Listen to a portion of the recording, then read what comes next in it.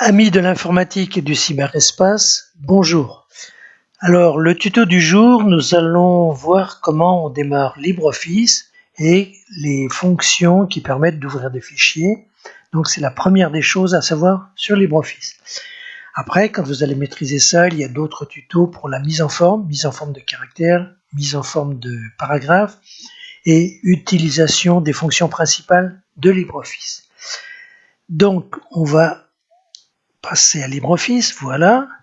Donc, vous voyez sur mon bureau, j'ai mon icône LibreOffice qui a été installée lors de l'installation de LibreOffice. Donc, je clique dessus, voilà. Alors, c'est un gros logiciel, il met un peu de temps à démarrer. Donc, ce que l'on peut constater, sur la fenêtre à droite, vous avez les fichiers, ce qu'on appelle les fichiers récents. Et sur la partie gauche, vous avez un certain nombre de fonctions. Alors, on va commencer par le haut, ouvrir un fichier. C'est-à-dire, si vous avez un fichier qui n'est pas sur cette fenêtre, eh bien, il faut aller le chercher sur votre ordinateur. Donc, vous faites ouvrir un fichier ici. Voilà. Donc, il ouvre une fenêtre. Et là, vous êtes dans l'explorateur de fichiers. Donc, eh bien, vous naviguez comme toujours. Là, je vais aller par exemple dans téléchargement. Bon, je m'aperçois que j'ai pas grand-chose.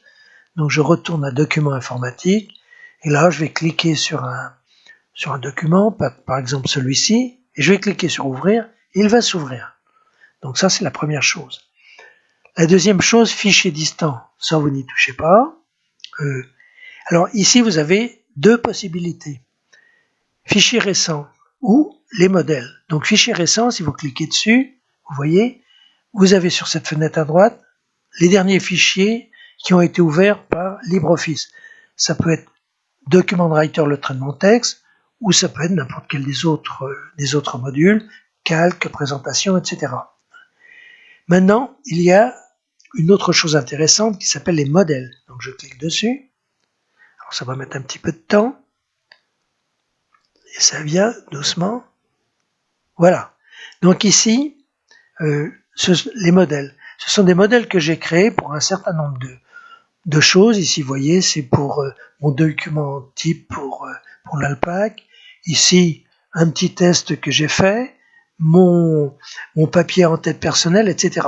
Donc le modèle, c'est quelque chose que vous stockez comme modèle et après vous l'appelez quand vous en avez besoin, sachant que le modèle de base n'est pas modifié. Donc on parlera plus tard des modèles. Et en dessous, vous avez Document Writer, c'est le traitement de texte. C'est l'équivalent de Word. Classeur calque, c'est l'équivalent d'Excel, c'est-à-dire c'est une feuille de calcul. Présentation, c'est pour faire des diapos, c'est l'équivalent de PowerPoint. Le dessin, c'est pour dessiner. Et pour ceux qui ne veulent pas laisser leur maths là, il y a les formules de maths. Ensuite, vous pouvez créer une base de données. Donc vous voyez, c'est quelque chose de très complet. Donc si je veux créer un document, quel qu'il soit, la procédure sera toujours la même. Par exemple, je veux créer un document document writer, ça dit traitement de texte, vierge. Eh bien, je vais ici sur document writer et je clique dessus. Voilà. Donc, il met un peu de temps à réagir.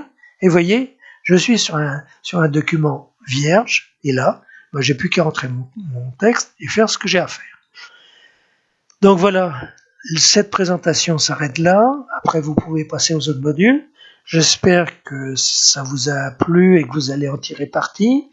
Et je vous dis donc à plus tard pour de nouvelles aventures.